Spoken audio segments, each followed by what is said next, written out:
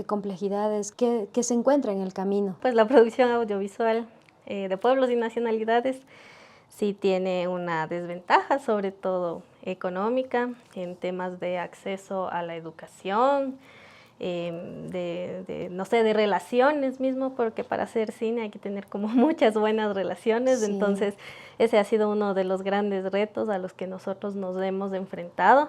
Sin embargo, yo creo que el audiovisual es un recurso muy importante para los pueblos y nacionalidades, porque es posible tener al mismo tiempo la música, la imagen, a la vez, no sé, a través de la animación podemos asemejarnos quizás a esta oralidad que viene de nosotros, más allá de la escritura, ¿no? Para mí, yo confío mucho en que el audiovisual es como un recurso muy, muy importante para nuestra cultura.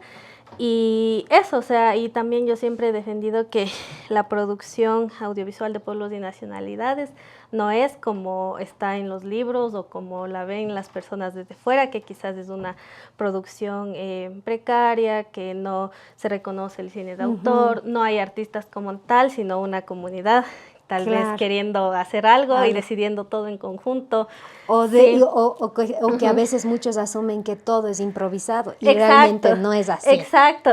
Sí, por otro hay como lado, extremos y extremos, como ese lado de decir son de baja calidad, pero también ese otro extremo tan romantizado como, oh, ellos se juntan y hacen todo en conjunto y no cobran.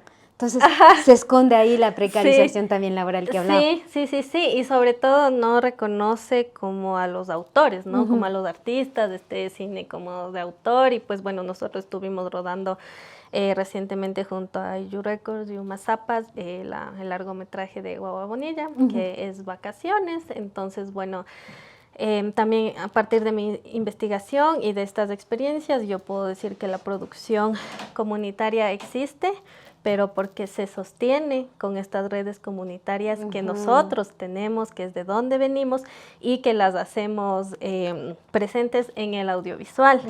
Entonces, sí, me gustaría hablar como de una anécdota. Por ejemplo, nosotros cuando estuvimos rodando Vacaciones, tuvimos que recrear dos momentos importantes. Una fue un cementerio y otra un velorio.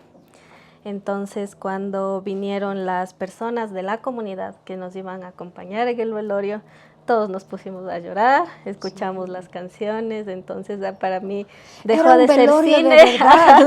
Sí, dejó de ser cine. Fue un montaje tan realista que yo también sentía el zinc en el cuerpo.